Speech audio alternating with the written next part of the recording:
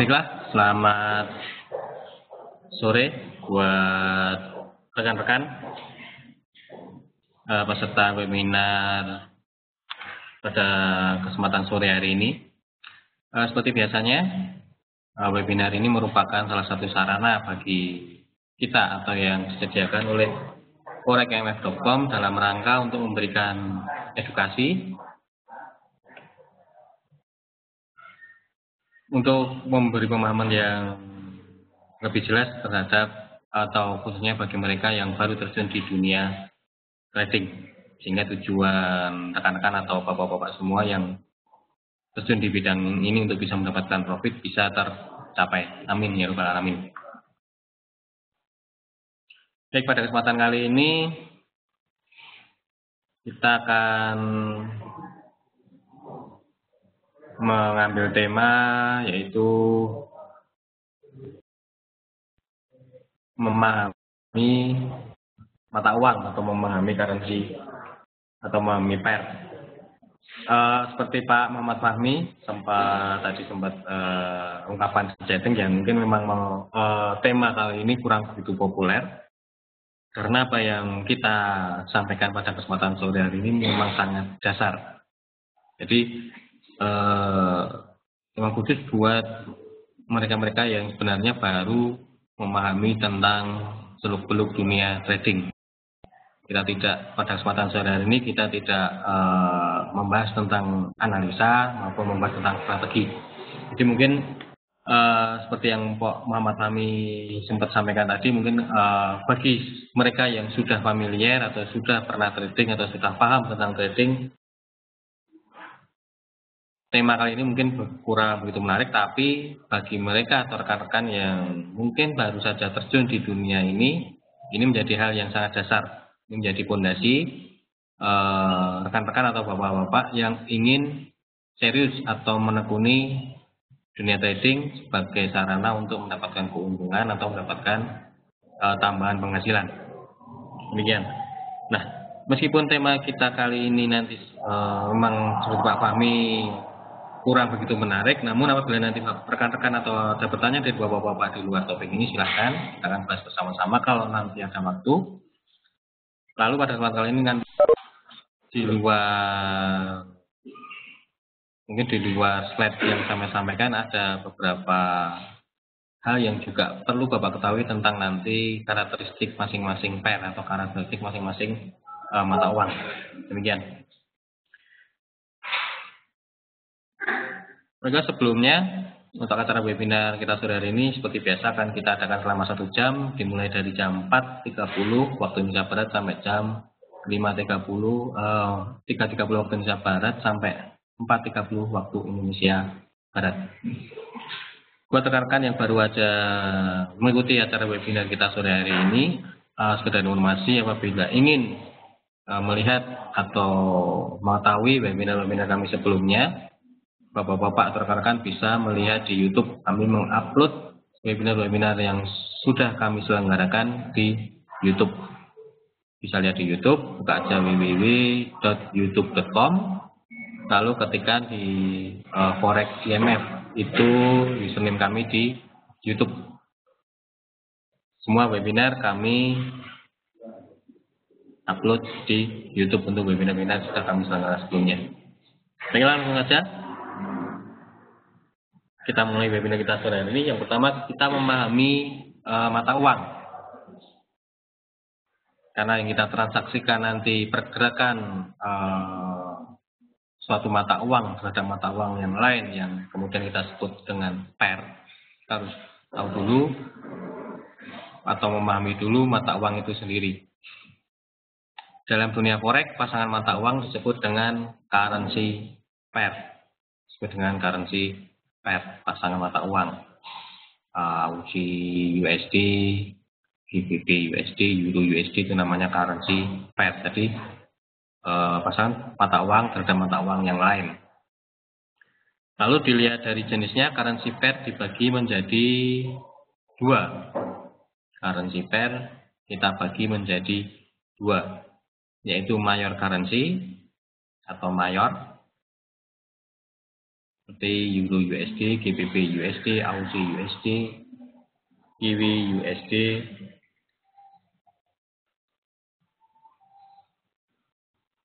USD Yen, USD terhadap Swiss franc, dan USD terhadap dolar Kanada. Ini beberapa contoh major currency, dan biasanya major currency ini suatu pasang mata uang yang ditransaksikan terhadap US dolar dan volumenya cukup mempunyai peranan cukup besar di perputaran uang di dunia ini. Kemudian yang kedua selain tadi yang pertama major currency yaitu cross currency atau disebut dengan cross rate. Contoh Euro GBP, Euro Swiss, GBP Yen, dan sebagainya. Atau cross rate itu atau currency pair ini merupakan pasangan mata uang yang tidak melibatkan US dollar. Jadi suatu pasangan mata uang yang tidak melibatkan US dollar itu disebut dengan cross currency pair atau cross rate. Contoh Euro GBP, Euro terhadap Swiss francs, pound sterling terhadap yen, euro terhadap yen, dan lain sebagainya. Pokoknya semua pasangan mata uang yang melibatkan US dollar disebut dengan currency pair atau cross rate. Nah, pasangan mata uang atau suatu pair itu terdiri dari dua currency dari suatu negara A dibandingkan dengan currency atau mata uang dari negara B. Biasanya mata uang yang letaknya di pertama itu disebut dengan base currency, kemudian sedangkan mata uang kedua disebut dengan counter currency. Contoh seperti ini, misal USD IDR saat ini 13.000, itu artinya maksudnya 1 US dollar ini nilainya Rp13.000. Nah, mata uang yang di depan ini yang pertama atau US dollar itu disebut dengan base currency. Sementara pasang mata uang kedua, contoh di sini IDR itu disebut counter currency. Jadi misalnya ada pasangan mata uang contoh euro US dollar, misalnya rate-nya taruhlah angkanya menunjukkan level 1.5000 misalnya. Itu berarti artinya 1 euro senilai 1.500 US dollar. Euro disebut yang di depan, euro disebut base currency, sementara US dollar yang mata uang kedua atau yang di belakang disebut counter currency. Nah, seperti itu. Jadi pasang mata uang yang di depan ini disebut base currency, yang belakang disebut counter currency. Nah, contoh seperti ini, euro dolar. Ini artinya 1 euro nilainya 1.1165 US dollar. Euro disebut base currency, US dollar disebut counter currency. Ketika nilai suatu mata uang dengan mata uang lainnya sama atau satu, maka biasa disebut dengan 1.000 itu nilainya sama. Itu kurang, kalau ini tidak begitu penting ya. Kita langsung lanjut saja perbandingan antara direct dan indirect currency. Jadi pasang mata uang atau yang disebut sebagai major currency tadi di awal tadi itu dibagi lagi menjadi dua. Major currency itu dibagi lagi menjadi dua, yaitu direct currency dan indirect currency. Yang pertama direct currency terlebih dahulu. Yang dimaksud dengan direct currency yaitu suatu pasangan mata uang di mana US dollar bertindak sebagai counter currency. Jadi tadi sudah sedikit mengulas. Mungkin sedikit pertanyaan juga, counter currency itu yang seperti apa? Silakan rekan-rekan jawab sendiri. Counter currency tadi sudah sempat kita ulas di depan, yaitu counter currency itu pair yang berada di belakang. Jadi intinya bahasa mudahnya direct currency itu suatu pasangan mata uang di mana US dollarnya berada di belakang atau bertindak sebagai counter currency. Contoh euro USD, GBP USD, Aussie USD. Ini USD-nya ada di belakang, USD di belakang ini disebut dengan direct currency. Atau ada juga NZD USD, itu juga disebut direct currency, yaitu pasangan mata uang di mana US dollar bertindak sebagai counter currency. Atau bahasa mudahnya setiap pasangan ketika menemukan suatu pasangan mata uang di mana US dollar berada sebagai counter currency atau US dollarnya di belakang, itu disebut direct currency. Kemudian sebaliknya yaitu indirect currency, yaitu di mana US dollar kalau tadi direct bertindak sebagai counter currency, sekarang kalau indirect kebalikannya US dollar bertindak sebagai base currency. Jadi kita sudah sempat ulas tadi di depan, base currency yaitu suatu mata uang yang letaknya di depan atau menjadi mata uang pertama, itu disebut dengan base currency. Jadi setiap rekan-rekan atau bapak-bapak menemukan pair atau menemukan pasangan mata uang yang US dollarnya di depan, itu disebut indirect currency, yaitu USD terhadap Swiss francs, USD terhadap yen, atau USD CHF, USD JPY, atau nanti ada USD Kanada, itu disebut dengan indirect currency. Setiap pasangan mata uang, mohon maaf buat Mas Andian untuk tidak menekan tombol yang lain.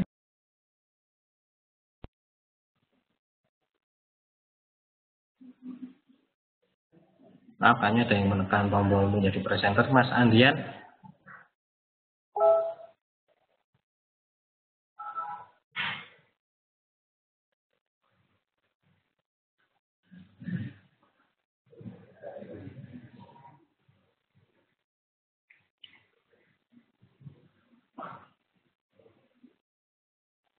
Bentar, hanya ada yang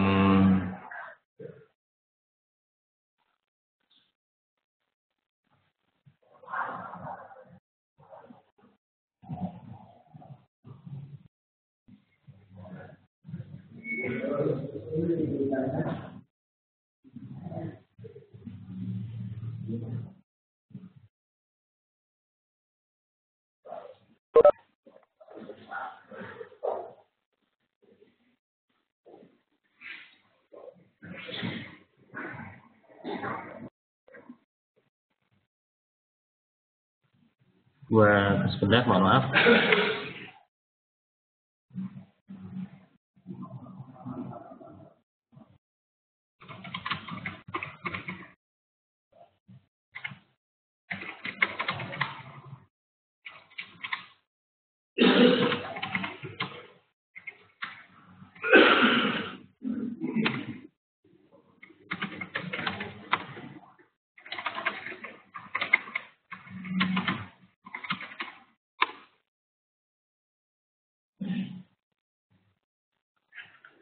Baik, tadi kita sampai, maaf tadi ada gangguan, ada peserta yang mengambil presenter. Nah, ini contoh direct dan indirect currency. Kenapa ada dua direct currency dan indirect currency? Pengaruhnya apa? Nanti pengaruhnya di nilai per pip-nya. Biasanya untuk direct currency, berapapun level harganya, nilai 1 per pip, kalau 5 desimal itu kan sama, 1 pip senilai 1 dolar. Berapapun level harganya. Sementara untuk indirect currency itu nilai per pipnya bisa berubah-ubah tergantung running harga saat ini. Karena nanti masih dibagi lagi ketika dimasukkan rumus indirect currency itu masih dalam bentuk mata uang Swiss franc atau yen contoh. Itu masih dibagi lagi atau dikonversi ke US dollar. Itu perbedaannya nanti di direct currency dan indirect currency. Jadi kalau Bapak perhatikan ketika transaksi di euro misalnya profit 10 pip, misalnya lotnya standar 1 lot ya, lotnya standar 1 lot profit 10 pip, itu akan profit 10 dolar untuk 5 desimal. Tapi ketika sama misalnya Bapak transaksi di USD yen atau USD Swiss, profitnya 10 pip itu belum tentu 10 dolar. Karena tergantung harga running sekarang. Karena nanti masih dibagi lagi dengan running sekarang. Itu perbedaannya nanti. Pengaruhnya indirect dan direct currency.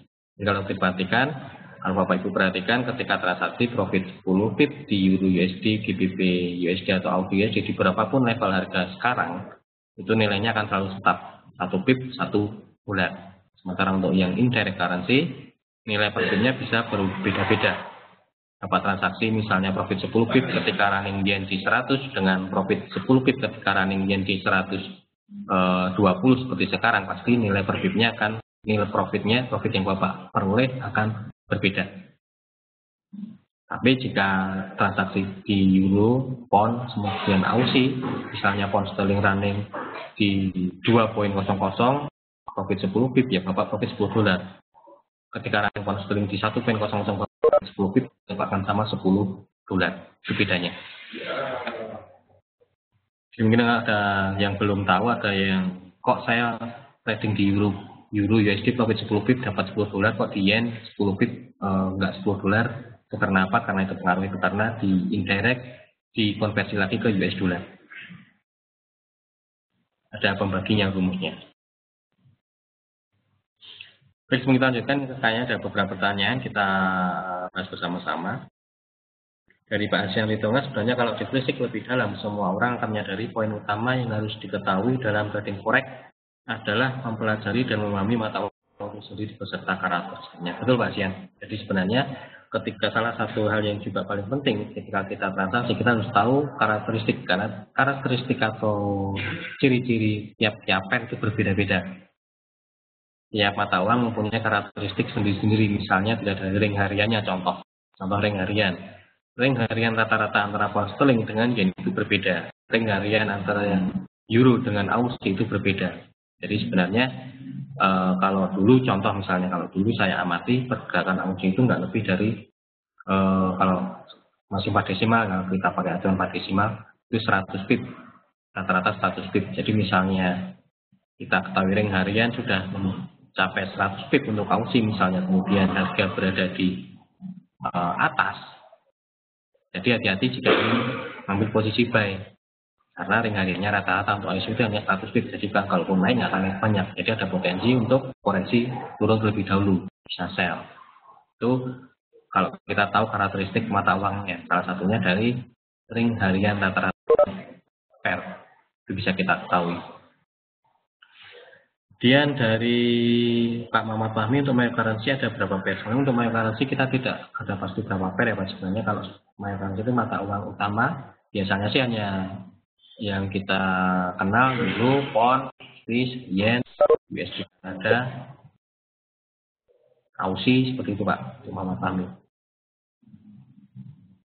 Ada lagi pertanyaan sebelum kita lanjutkan? Jadi kalau nggak ada kita lanjutkan. Ini contoh mata uang pergerakan Aussie misalnya. Jika kita lihat grafik seperti ini, Aussie USD, ketika grafik naik itu artinya US dollar sedang melemah, Aussie menguat. Jadi ketika kita lihat grafik, kita lihat pairnya dulu. Ketika naik itu pair yang di depan, kasarannya ya bahasa mudanya, ketika lihat grafik, misalnya ini Aussie USD, kok naik, berarti mata uang yang di depan ini sedang mengalami penguatan, sementara sebaliknya mata uang yang di belakang itu melemah. Dan kalau kita melihat grafik seperti ini, naik seperti ini berarti artinya Aussie sedang menguat, sementara US dollar sedang melemah. Trennya Aussie sedang menguat, US dollar sedang melemah. Kemudian juga sebaliknya. Jika contoh lagi misalnya seperti ini.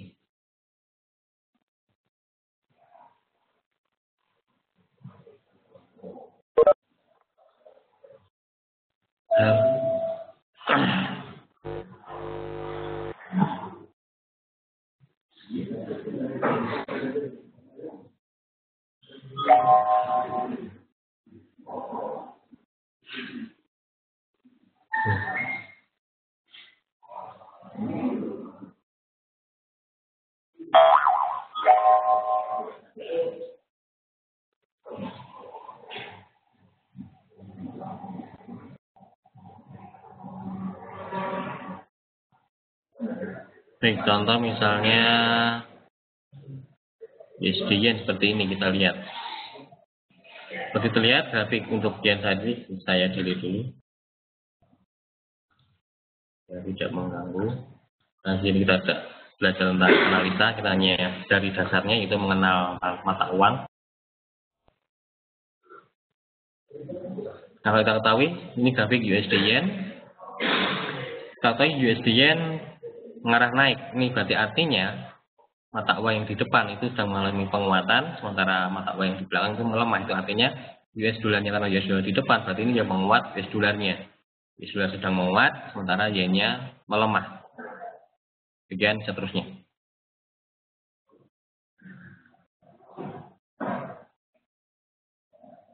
Ini ada pertanyaan, kita ulas sekalian dari pertanyaan dari Pak Asian Rito. Adakah korelasi antara mata uang direct dengan indirect? Misalnya kalau mata uang direct, di mana lawannya US dollar, apakah untuk mata uang direct akan searah menguat? Contoh Euro USD naik, USD JPY turun. Betul Pak. Jadi jika Euro USD naik atau GBP USD naik, biasanya secara teori USD JPY kalau dilihat dari trennya akan turun, harganya ya trennya akan turun, karena kalau Euro USD naik itu berarti euronya menguat, US dollarnya melemah. Karena kalau USD dengan yen, kalau USD-nya melemah itu berarti runningnya akan turun. Benar Pak. Jadi antara direct dan indirect itu berlawanan untuk arah pergerakannya. Jadi misalnya euro naik, jika Pak Ritonga transaksi yen, berarti ada kemungkinan yen-nya akan turun. Jadi misalnya euro naik, ya kalau Pak Ritonga transaksi di yen, ya jangan ambil posisi buy. Karena kemungkinan USD yen-nya runningnya akan turun. Mungkin Pak Sian itu kenapa kita harus paham pergerakan harga dari mata uang tiap-tiap pair, direct dan indirect seperti apa. Itu Pak Ritonga. Jadi ini juga cukup penting, harus perhatikan juga, apalagi kalau pengaruhnya pergerakan itu yang menggerakkan karena data dari US dollar misalnya, karena pengaruh US dollar seperti saat ini rumor US dollar sangat kuat, di mana US dollar akan menaikkan suku bunganya. Jadi ketika sentimen US dollar cukup bagus, euronya turun, misalnya euro turun, ada data euro turun, misalnya ada data US dollar, menyebabkan euro turun dulu. Biasanya harga bergerak tidak ada harga yang, kalau kita perhatikan sama-sama, ada harga yang bergerak duluan atau ada yang harga yang belum bergerak. Jadi misalnya ada data yang dirilis, misalnya ada data yang sudah dirilis, misalnya pound sterling sudah bergerak duluan, sudah bereaksi duluan, misalnya pound sterlingnya turun. Nah, sementara yen-nya masih diam, padahal itu efeknya pound sterlingnya turun itu karena efek dari US dollar. Itu ada potensi yen-nya nanti akan naik. Jadi hati-hati, jangan kalau kita sudah tahu karakteristiknya atau sifat-sifat direct dan indirect, ketika kita tahu pound sterling turun, ya jangan ngambil posisi sell di USD yen atau mengambil posisi sell di mata uang indirect. Karena ketika pound sterlingnya turun, maka mata uang yang indirect seperti USD Swiss, USD yen itu akan naik. Itu Pak Rino. Jadi kita harus tahu arah pergerakannya antara direct dan indirect itu cukup penting untuk menghindari kesalahan kita menganalisa. Dalam kondisi apa saja mempengaruhi sehingga berlawanan? Secara umum akan berlawanan Pak, secara umum berlawanan. Jadi jika euronya yang mata uang direct naik, biasanya indirectnya juga akan, biasanya kebalikannya indirect akan turun. Demikian Pak. Jadi balikan juga, jadi hati-hati jika mungkin Pak Kasihan mengetahui pound sterlingnya euro, misalnya pound sterling euro Aussie turun, kemudian tapi Pak Asian Ritonga transaksinya di mata uang yen, jangan ketika ada sinyal sell di mata uang yen, hati-hati ketika ada sinyal sell di mata uang indirect, karena di mata uang di pair direct misalnya euro, pound sterling dan Aussie misalnya runningnya sedang bergerak turun, karena ada potensi mata uang indirectnya akan naik. Jadi hati-hati jika ada sinyal sell di mata uang indirect.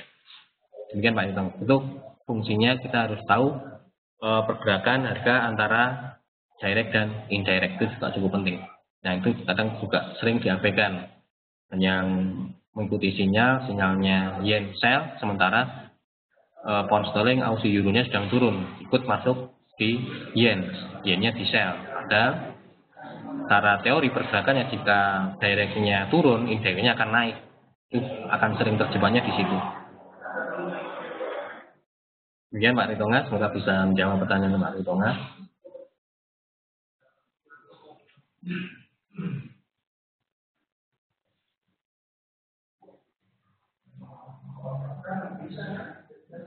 Nah, kalau untuk jam perdagangannya sendiri, ini yang menarik di trading forex, atau ini yang menjadi hal yang cukup menarik. Kenapa bisnis ini bisa menjadi pilihan, yaitu pasarnya buka 24 jam dari hari Senin mulai pukul 5 waktu Indonesia Barat sampai hari Sabtu jam 3.30 pagi. Untuk musim panas ya, kalau musim dingin nanti ditambah 1 jam. Jadi pasar ini bergerak 24 jam. Dari pagi, siang, sore, malam, dari Senin sampai hari Sabtu dini hari. Jadi misalnya kita pagi nggak sibuk, kemudian kita bisa trading di malam hari, kita bisa trading di sore hari. Setiap saat, setiap waktu kita bisa melakukan transaksi, tidak kenal jam. Kenapa pasar berlangsung 24 jam? Karena kita ketahui begitu bulat ketika misalnya di Indonesia malam, itu di Amerika Serikat siang. Ketika di Asia siang, di Amerika Serikat itu malam. Jadi ketika pasar Asia buka, itu Amerika masih tutup. Sementara ketika pasar Asia tutup di sore hari atau sore hari, itu pasar di Eropa sedang buka. Kemudian ketika pasar Eropa tutup, itu pasar Amerika masih buka. Itu kenapa pasar uang berlangsung 24 jam, karena di seluruh dunia. Karena pasar ini di seluruh dunia. Demikian.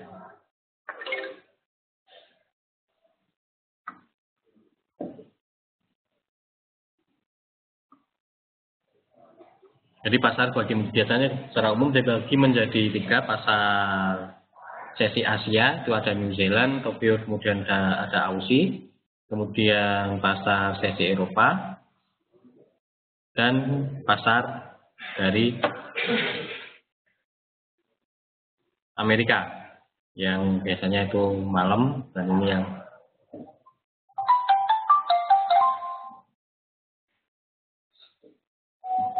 yang kedua kemudian mengenal quote atau mengenal mata uang itu sendiri. Mata uang di perdagangan disebut dengan basis bid dan ask. Jadi ketika kita memasang mata uang yang di depan itu disebut dengan bid, kemudian pasangan mata uang yang di belakang itu disebut dengan ask. Jadi misalnya Euro USD berarti kemudian spread itu perbedaan harga antara bid dan ask. Jadi bid dan ask itu antara harga beli dan harga jual ya. Pasang mata uang akan ada 2, harga beli dan harga jual. Bid itu harga jual, ask itu harga beli. Kemudian untuk spread perbedaan harga antara bid dan ask.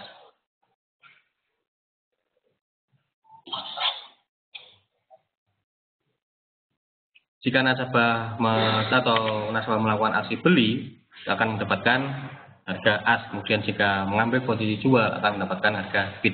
Contoh misalnya Euro USD di running menunjukkan 1.3000 dan 1.3025. Itu artinya jika Bapak mengambil posisi buy, akan dapat harga di 1.3025. Lalu jika Bapak mengambil posisi sell, akan dapat harga di 1.3000.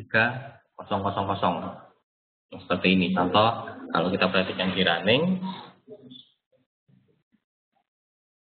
seperti ini.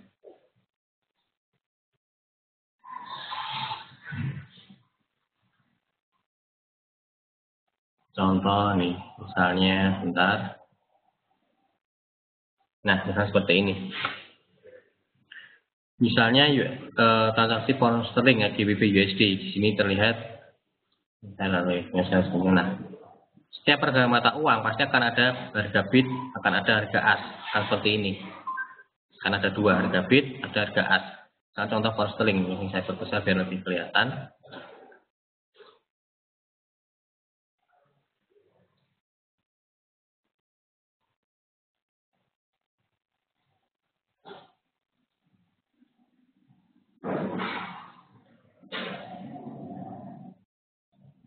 Nah, misalnya seperti ini. Mata uang pound sterling pasti akan ada harga bid, ada harga as. Harga yang di depan itu harga bid, yang di belakang itu harga as. Jadi misalnya Bapak transaksi mata uang pound sterling mengambil posisi buy, nanti akan dapat harga yang di belakang ini, di 1.56121. Jika ingin mengambil posisi sell, akan dapat harga di 1.56095. Nah, selisih antara harga bid dan harga as ini yang dimaksud dengan spread. Nah, spreadnya tiap broker berbeda-beda, tiap perusahaan berbeda-beda. Perhatikan, carilah broker yang mempunyai spread relatif kecil atau rendah, karena tujuannya ketika spreadnya rendah, otomatis BIP-nya akan lebih cepat. Faktor spread dari perusahaan atau tiap-tiap broker mempunyai spread yang berbeda-beda. Meski juga sebenarnya juga komisinya. Komisi juga harus dibandingkan, meskipun ada sama-sama, ada broker yang memberikan spread 5, ada broker yang memberikan spread 4 misalnya, dilihat juga yaitu komisinya. Komisi juga akan nanti pengaruh ke BIP. Namun yang utama kalau kita sama-sama membandingkan spread, harus cari broker yang spreadnya lebih kecil. Nah, itu dilihat juga komisinya, jangan hanya spreadnya, tapi juga komisinya.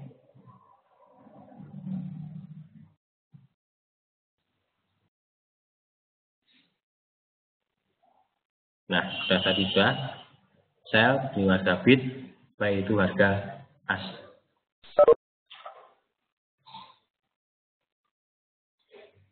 Ini tadi sudah kita langsung ke pairnya langsung.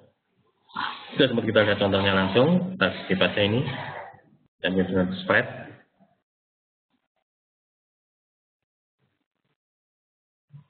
Lalu PIP. Yang dimaksud dengan PIP yaitu bagian terkecil pergerakan harga dari sebuah pasangan mata uang. Yang dimaksud dengan PIP. Pergerakan angka terakhir itu disebut dengan PIP. Contoh seperti ini. Misalnya ada pair yang 3 desimal. Misalnya USD JPY. Dari 98.000 ke 98.001. Itu artinya bergerak 1 PIP. Misalnya dari 9.000 ke 98.010. Itu artinya bergerak 10 pip. Jika 98.100 ke 98.000 ke 98.100. Itu artinya ada bergerak 100 pip.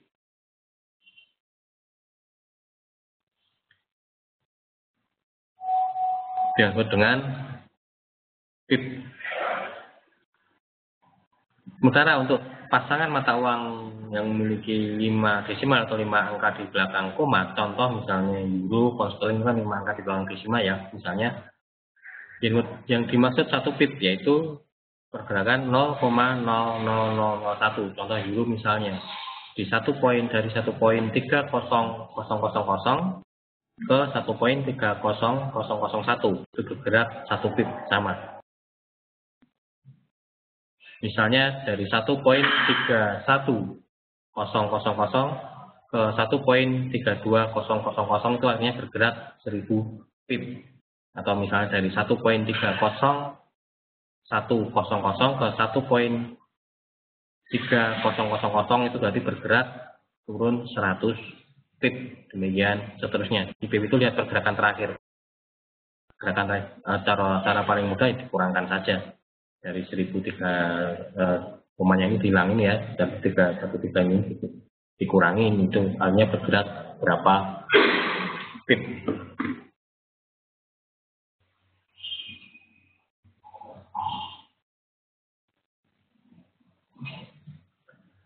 Overnight swap. Nah, ini harus diketahui ketika kita ngambil posisi ternyata posisinya belum profit, kemudian kita tunggu sampai profit misalnya, dan ternyata harus sampai menginap. Yang maksud dengan menginap itu misalnya kita open di hari Senin, kemudian hari Senin belum kita close, kita lanjutkan posisinya di hari Selasa, itu dimaksud dengan menginap. Membiarkan posisi kita bermalam, artinya tidak kita tutup pada hari perdagangan yang sama, yang dimaksud dengan swap.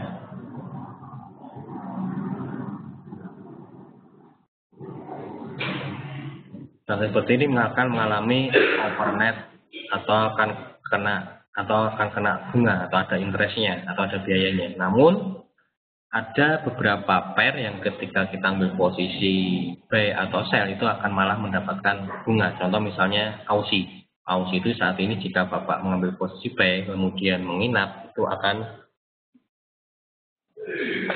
dapat bunga, malah akan mendapatkan bunga, tidak membayar bunga. Ada beberapa pair yang untuk ambil posisi itu akan mendapatkan bunga. Ini sebenarnya juga salah satu peluang juga yang bisa kita manfaatkan. Karena saat ini ketika Aussie sedang melemah ya, Aussie kan saat ini sedang turun-turunnya. Suatu saat kalau koreksi pasti akan untuk jangka menengah ada potensi Aussie akan kembali naik. Nah kita misalnya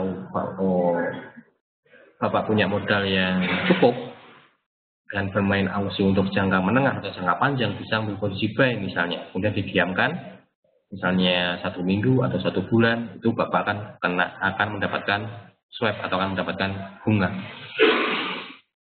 Jadi swap itu tidak harus nasabah yang membayar, namun ada beberapa currency atau ada beberapa pair ketika ambil posisi itu malah mendapatkan bunga. Ini peluang yang bisa kita manfaatkan juga untuk misalnya style trading Bapak itu jangka menengah atau jangka panjang, itu bisa kita manfaatkan. Kita cari pair yang memberi bunga. Caranya kalau kita ingin tahu pair mana yang mendapatkan bunga seperti ini,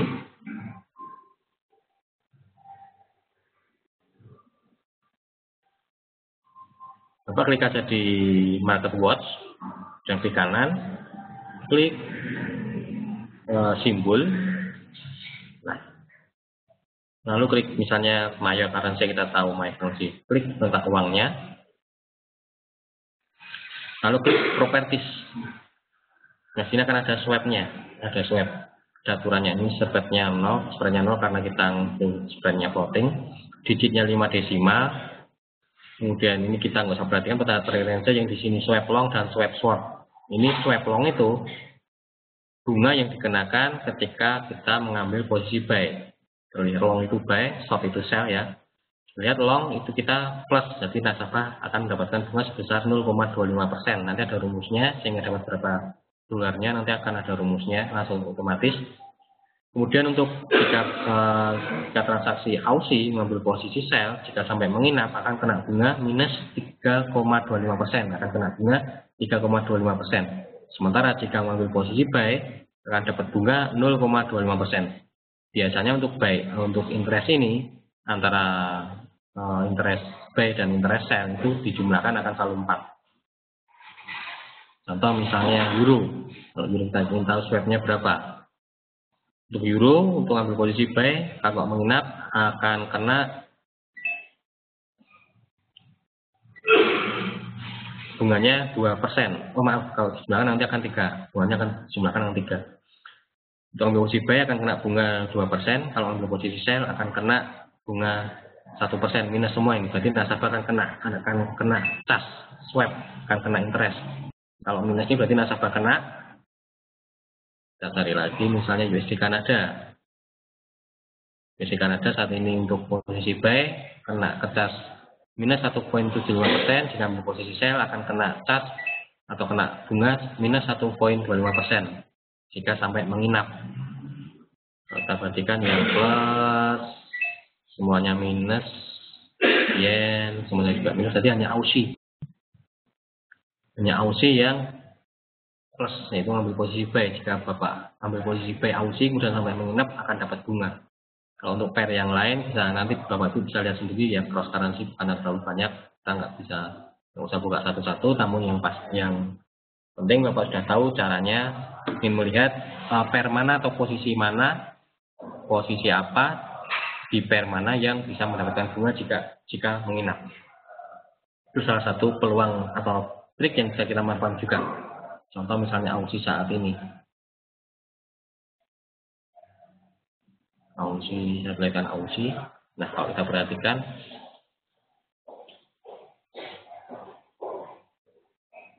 dari grafik bulanan ini saat ini Aussie sedang berada di area trendline. Ini kalau sampai tidak tembus kemudian ada sinyal buy, Bapak masuk posisi buy kemudian di hold, memanfaatkan koreksi, memanfaatkan kanan. Biasanya ketika ada menyentuh support seperti ini, dia akan mantul koreksi, ambil posisi P, kemudian menginap, itu akan dapat bunga. Dan kalau kita perhatikan ini grafiknya bulanan, monthly, jadi koreksinya bisa bertahan dalam beberapa hari. Ini kalau kita lihat dari grafik bulanan dari AUSI, ini ada peluang ambil posisi P, stop lossnya juga relatif pendek di ketika tren ini tembus. Namun jika nanti analisa kita tepat, support ini tidak tembus, AUSI bisa koreksi naik, itu akan apalagi ini grafiknya bulanan, kemudian Bapak hold, Bapak tahan beberapa hari, Bapak bisa selain melakukan profit dari posisi Bapak dari B tadi, dapat profit juga dari swap jika nanti sampai menginap. Demikian, itu salah satu trik memanfaatkan swap. Kemudian besarnya bervariasi pada masing-masing pasar mata uang, seperti tadi sudah sempat saya tunjukkan, antara tiap-tiap mata uang itu bunganya berbeda-beda, ada yang 1,75, ada yang 2, ada yang 1%, bahkan ada yang mendapatkan bunga contoh di AUSI tadi.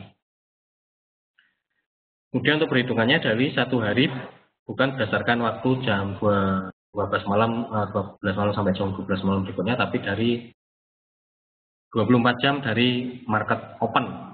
24 jam dari market open. Jadi market open itu biasanya dari jam 5 pagi sampai jam 4 pagi. Nah, untuk rumus perhitungan swap, seperti tadi yang Pak Fahmi tanyakan, perhitungannya seperti ini. Swap itu rumusnya I dikali H dibagi 360 kali kontrak size dikali jumlah lot. I itu konstanta bunganya ini minus 2, atau tadi swap longnya berapa, swap shortnya berapa. Nah, itu bobot hari, misalnya menginap sampai berapa hari, misalnya 2 hari, dibagi 360 dalam 1 tahun, ya berarti 360 hari, dikali kontrak size currency untuk mata uang itu 100.000, kemudian dikali jumlah lot. Kalau transaksinya 1 lot ya dikalikan 1, kalau transaksinya 0,1 lot ya dikalikan 0,1. Jika transaksinya 2 lot ya dikalikan 2, dan seterusnya. Nah, nanti kita nggak usah pusing-pusing menghitung, karena nanti sudah akan ada juga tahun seperti ini. Sudah masuk posisi, misalnya Bapak posisi, nanti di sini akan ada keterangannya. Di sini akan ada keterangannya. Swap, nah ini kolom swap ini. Per hari akan selalu bertambah. Kalau sampai menginap 10 hari, otomatis akan setiap hari akan bertambah atau berkurang. Jika Bapak kena swap, minusnya akan selalu tambah terus. Kalau Bapak mendapatkan swap, juga costnya akan bertambah terus sampai posisi Bapak di liquid. Ini akan ada kolom di sini, swapnya akan otomatis muncul di sini. Jadi tidak perlu menghitung manual untuk menghitung rumusnya. Ini menjawab pertanyaan Pak Fahmi, di mana menghitung swap. Demikian Pak Fahmi, karena menjawab pertanyaan Pak Fahmi.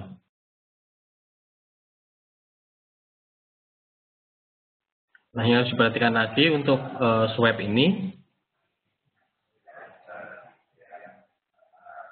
khusus untuk hari Rabu, jika posisi Bapak atau rekan-rekan menginap di hari Rabu, itu akan kena swapnya 3 kali. Di hari Rabu nginep ke Kamis itu akan kena swapnya dikalikan 3.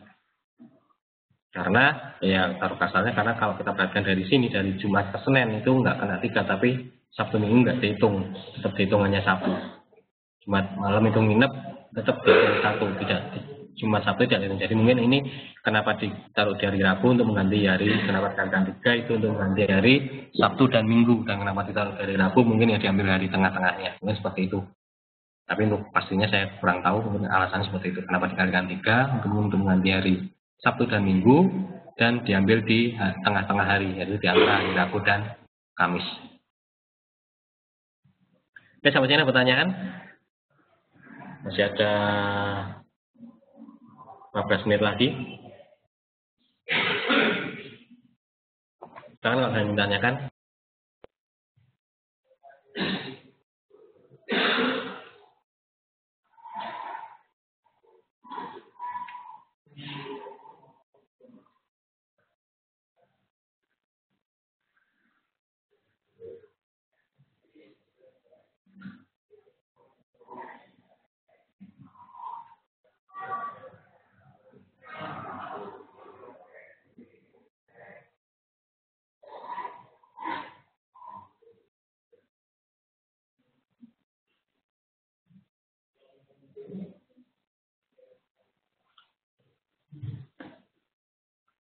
Saya bertanya lagi.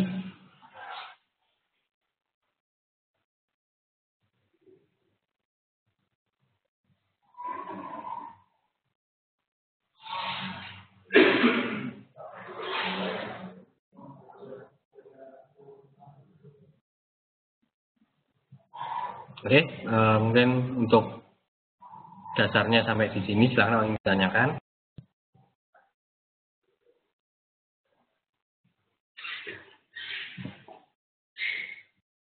Atau ingin tanya yang lain, silakan. Kita dunia trading yang mungkin Bapak Ibu belum pahami, manfaatkan waktu ini. Kalau ada pertanyaan, ajukan. Kita akan bahas bersama-sama, kita akan sharing bersama-sama.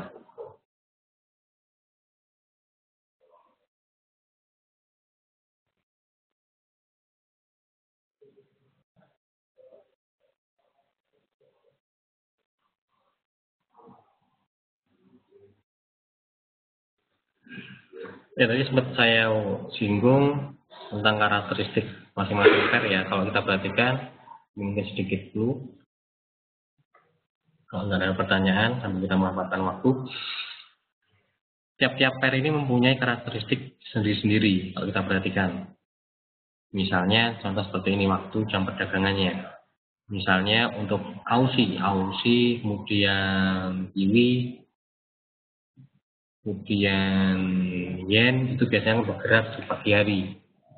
Jadi misalnya Bapak atau Ibu untuk euro, pound itu akan mulai bergerak di siang hari biasanya.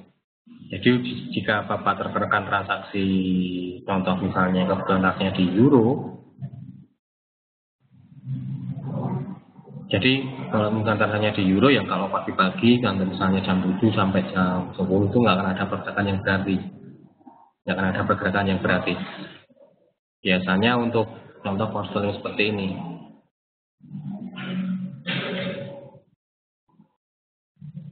Pound sebentar kita perhatikan ya, kita lihat jamnya. Nah, terlihat di sini. Contoh pound. Nah ini. Perhatikan dari pagi ini kan mulai market open biasanya plus mulai jam 5 di sini ya. Ini kan jam tanggal jam 5, 4, 3, 2, 1, 12, 11, 10. Nah, dari sini pagi hari ini market akan cenderung bergerak mendatar. Nah, mulai bergerak itu di sini. Nah, ini jam 1 ini. Tadi mulai market bergerak itu jam 4, 3 jam mulai siang. Kalau pound itu bergeraknya dari siang. Kalau dari pagi hari ini nggak ada pergerakan yang berarti.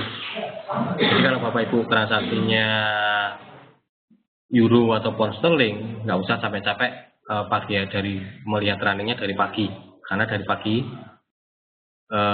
pound sterling euro itu nggak akan relatif nggak akan bergerak atau relatif cenderung sideways. Jadi untuk mencari sinyal di pound sterling atau euro jangan di pagi hari, karena runningnya kan bergerak relatif seperti contoh ini euro lagi. Nah dari pagi ini kan nggak bergerak ini dari pagi ini. Jadi dari pagi ini nggak bergerak, cenderung relatif sideways, mulai bergerak siang. Nah ini mulai ada pergerakan berarti terlihat volatilitasnya itu siang hari. Bapak itu bisa cek nanti di grafik di story mulai siang hari. Mulai jam kalau di platform ya mulai candle jam. Contoh lagi seperti ini.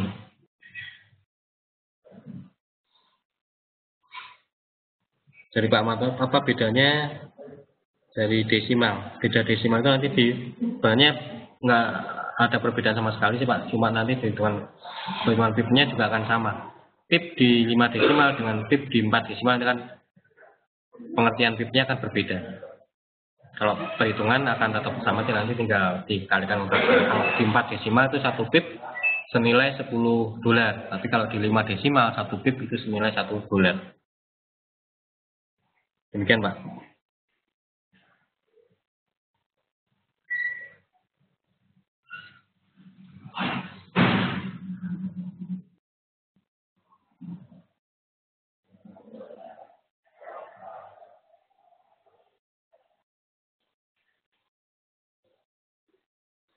Nanti salah satu karakteristik yang Bapak Ibu harus trik juga kapan saja kita mau masuk posisi jika kita transaksinya di euro, jangan melihat running dari pagi hari.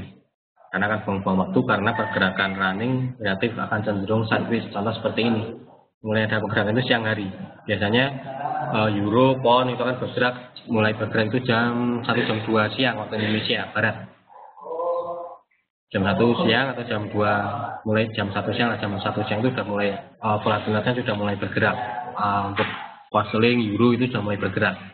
Namun untuk misalnya Aussie itu biasanya kalau ada data, kalau ada pagi hari lihat data dari Cina atau dari Aussie sendiri yang dirilis biasanya kan bergerak pagi hari. Untuk yen itu juga akan relatif bergerak di pagi hari. Untuk sesi pergerakan untuk secara umum market biasanya bergerak itu antara dari jam 7 pagi sampai jam 10 siang. Jam 10 pagi. Dari jam 7 pagi sampai jam 10 pagi. Biasanya jam 10 pagi sampai siang sampai jam 12-an itu market akan relatif cenderung sideways. Akan ada pergerakan yang cukup berarti. Kemudian akan gerak lagi nanti antara jam 1 siang sampai jam 5 sore. Jam 1 siang sampai jam 5 sore. Untuk currency pound, Aussie, Kiwi, yang biasanya sih yang paling bergerak, yang paling banyak itu pound sterling dan euro. Dan jam 1 siang sampai jam 5 sore. Lalu nanti jam 5 sore sampai jam pembukaan sesi Amerika itu jam setengah 8 atau jam 7 itu, dari jam 5 sore sampai jam 7 itu akan relatif sepi. Mulai gerak lagi nanti jam pembukaan sesi Amerika jam 7 atau ketika ada data ekonomi Amerika dirilis jam setengah 8 biasanya musim panas. Kan bergerak lagi antara jam 7 sampai jam 10 malam. Nah, berarti jam 7 sampai jam 10 malam. Kemudian antara jam 10 sampai jam malam jam mau penutupan sesi biasanya antara jam 10 sampai jam 1 malam kalau nggak ada data ya. Ketika market normal itu akan relatif sepi. Akan bergerak lagi ketika menjelang penutupan antara jam 2 sampai jam 4. Itu kan mulai bergerak lagi jam 2 sampai jam 3 atau jam 2 sampai setengah para penutupan market itu kan bergerak lagi. Kemudian jadi kita harus tahu jam-jamnya, jadi kita nggak harus capek-capek. Misalnya kita lihat grafik dari jam 10 pagi misalnya sampai siang itu nggak akan ada pergerakan yang berarti, nggak akan ada pergerakan yang berarti. Jadi kita hanya buang-buang kasarannya hanya buang waktu kalau menunggu running bergerak antara jam 10 sampai jam 12 siang. Feedback melakukan aktivitas yang lain. Nah itu salah satu karakteristik juga atau dari sisi jam perdagangannya yang harus kita ketahui. Euro, pound sterling, Swiss itu biasanya bergerak di siang hari setelah jam 1 siang. Jadi jika Bapak ingin transaksi euro, pound sterling misalnya di pagi hari ada sinyal, hati-hati karena sampai siang nggak akan ada pergerakan yang berarti. Mungkin posisi Bapak open euro di pagi hari misalnya jam 9 ada sinyal sell misalnya. Kemudian misalnya targetnya taruhlah sampai 30 atau sampai 50 pip.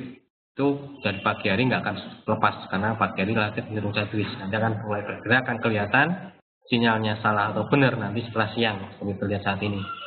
Siang hari euro sudah mulai pergerakan yang berarti, contoh pound sterling tadi.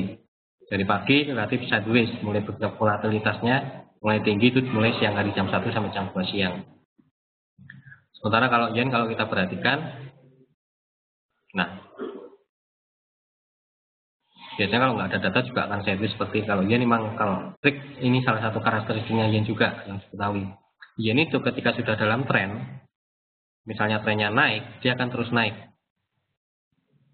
Dia akan terus naik. Nah, contoh seperti ini, dia akan terus naik. Kalaupun koreksi nggak akan banyak, kalau koreksi nggak akan dalam. Contoh seperti ini. Dengan ini trennya naik, koreksi hampir nggak ada koreksinya sama sekali kalau yen. Beda dengan pound sterling. Pound sterling meskipun trennya naik, tapi koreksinya juga cukup dalam. Jadi kalau kita misalnya Bapak memanfaatkan koreksi di transaksi di mata uang yen, hati-hati. Karena kalau sudah dalam trennya, misalnya uptrend, dia akan naik terus. Hampir nggak ada koreksi. Contoh seperti ini, dia akan naik terus. Dia bisa dalam 1 minggu naik terus kalau sudah dalam trennya. Tapi beda dengan pound sterling. Pound sterling dalam 3 hari bisa langsung koreksi lagi. Koreksinya juga lumayan dalam. Baru akan meskipun trennya masih naik, namun koreksinya pound sterling, euro itu akan relatif dalam. Jadi memanfaatkan koreksi di mata uang pound sterling euro itu bisa kita manfaatkan. Namun untuk teknik pemahaman koreksi di mata uang yen hati-hati, karena yen itu kalau koreksi tidak akan dalam. Nah kalau udah uptrend ya kemungkinan akan uptrend terus. Jadi kalau untuk bisa masuk posisi di mata uang yen, jika analisa kita tepat, kita bisa hold, kita bisa tahan, profit kita bisa lumayan relatif lebih besar. Itu salah satu karakteristik juga dari mata uang yen. Mata uang itu kalau sudah dalam trennya, koreksinya nggak akan besar. Beda dengan pound sterling. Sama seperti ini, kalaupun pound sterling, kalaupun trennya masih naik, kalau koreksi bisa sangat dalam. Meskipun trennya masih naik, beda dengan yen kalau kita perhatikan. Yen itu hampir nggak ada koreksi kan, contoh seperti ini. Meskipun naik ya naik terus, nggak akan ada penurunan. Beberapa hari ini 1, 2, 3, 4, 5, 6, 7, 8, 9, hampir dalam 9 hari. Setelah 9 hari baru koreksi. Sementara untuk pound sterling, mulai sini contoh misalnya, dari sini koreksinya bisa sangat dalam, hampir ini misalnya naik kenceng, turunnya pun juga kenceng, hampir menyentuh swing low lagi, naik lagi koreksinya juga bisa sangat dalam. Nah untuk mata uang yen jarang koreksi itu sampai 61,8. Kalau yen itu karena koreksi paling antara khusus untuk yen ya antara 23,6 sampai 50%. Jarang yen, bahkan 50% itu sangat jarang. Biasanya antara 23 sampai 50, 61 itu sangat jarang. Itu karakteristik dari mata uang yen. Oke, sampai sini ada pertanyaan? Sepertinya jam sudah menunjukkan 4:30. Jom kita akhiri. Jika Bapak atau rekan-rekan ada pertanyaan yang lain yang ingin disampaikan, yang kebetulan saat ini mungkin belum muncul pertanyaan tersebut, silakan masuk di website kami. Silakan masuk di live chat. Bapak Ibu bisa memanfaatkan live chat kami, bisa tanya seputar edukasi atau ingin tahu tentang produknya melalui fasilitas live chat. Jadi kalau nggak ada yang ditanyakan lagi, mungkin itu yang bisa saya sampaikan pada kesempatan sore hari ini. Semoga apa yang saya sampaikan bisa menambah wawasan, bisa menambah pengetahuan Bapak atau rekan-rekan yang menghadiri webinar sore hari ini, sehingga pada akhirnya tujuan Bapak atau rekan-rekan untuk terjun di dunia trading ini untuk mendapatkan penghasilan yang lebih bisa tercapai. Amin ya rabbal alamin. Demikian yang bisa saya sampaikan. Apabila ada salah-salah kata, saya mohon maaf yang sebesar-besarnya. Selamat sore dan salam profit.